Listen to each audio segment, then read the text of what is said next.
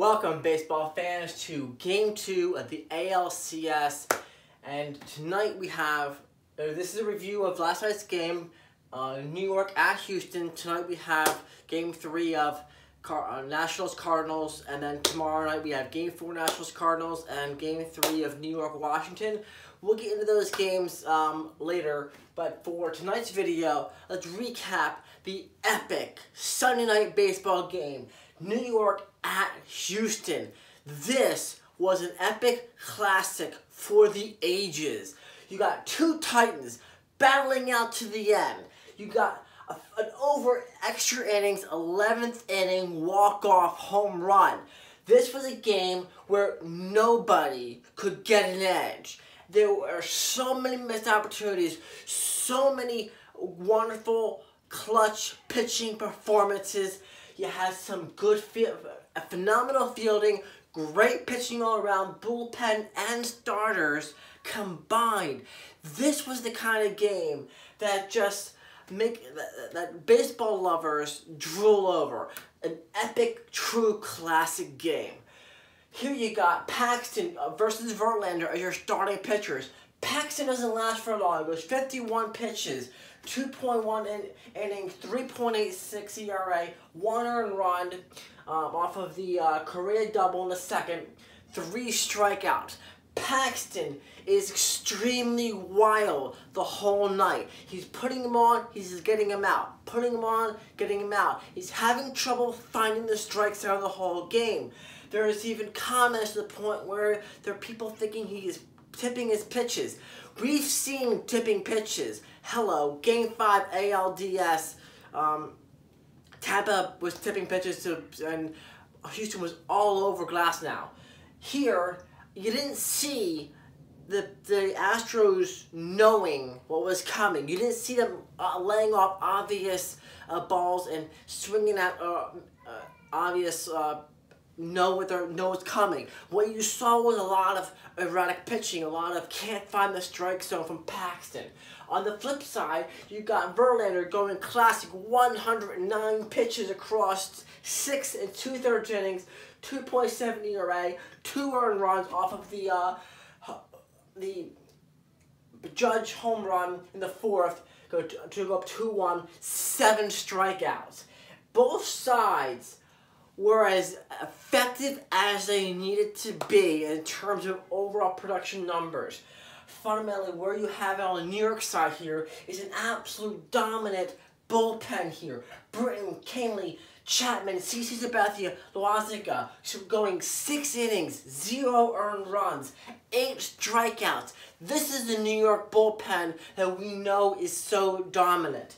Where it hurts is that tonight, the storyline for Sunday Night Baseball was Correa and the New York bullpen fail. By fail, I mean after Green goes 2 innings, just under 30 pitches, they go ahead and after finishing off the inning, they bring Octavino in, and first pitch, boom, Springer, home run, 1-0.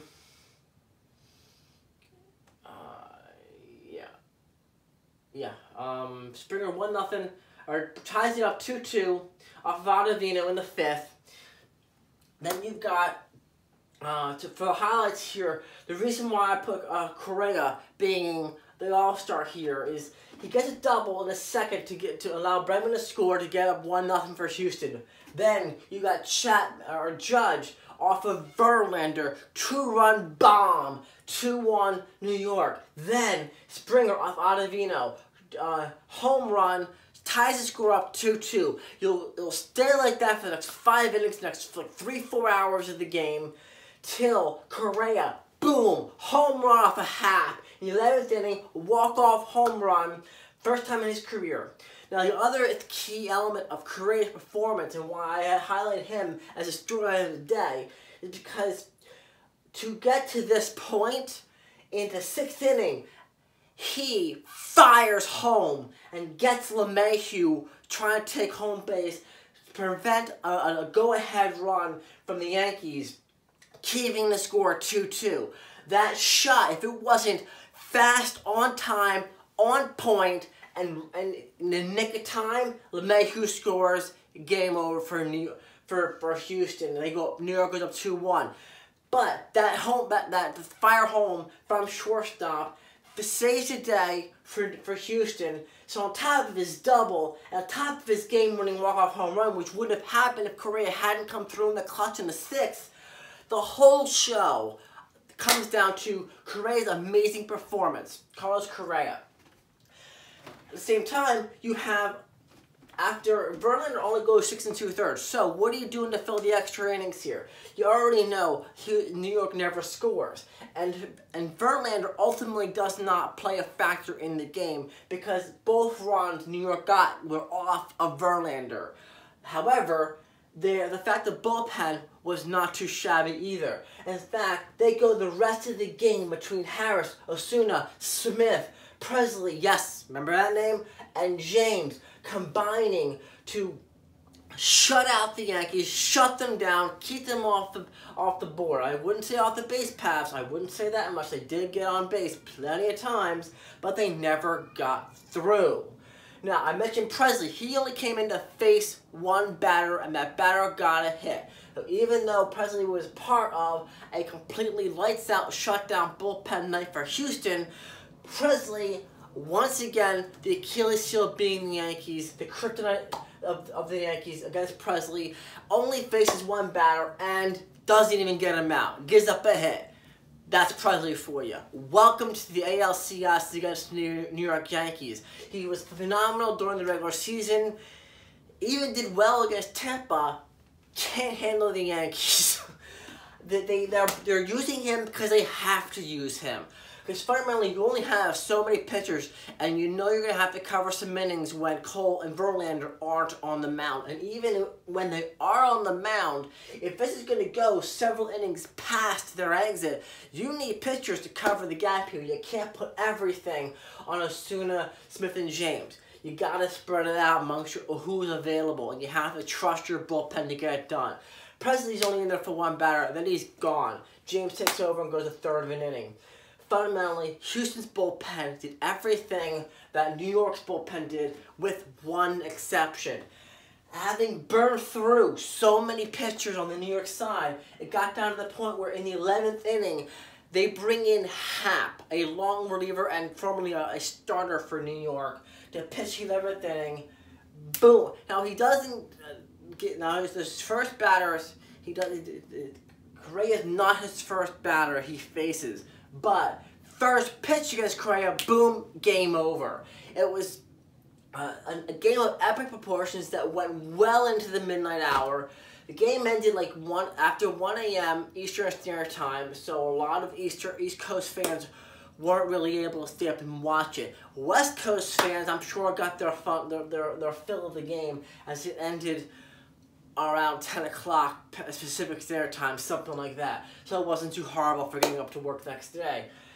However, those who are fans of Houston and fans of New York, they couldn't help but keep their eyes glued to the table, glued to the TV, no matter how tired you were, because it was back and forth, runners on, getting out of jams, runners on, getting out of jams, pitching performances on both ends, lights out, shut down baseball. Of course, you got just enough offense to keep things interesting between Correa's double, between Judge's home run, Springer joining in the bat with a home run off of Ottavino, and then of course the Correa show.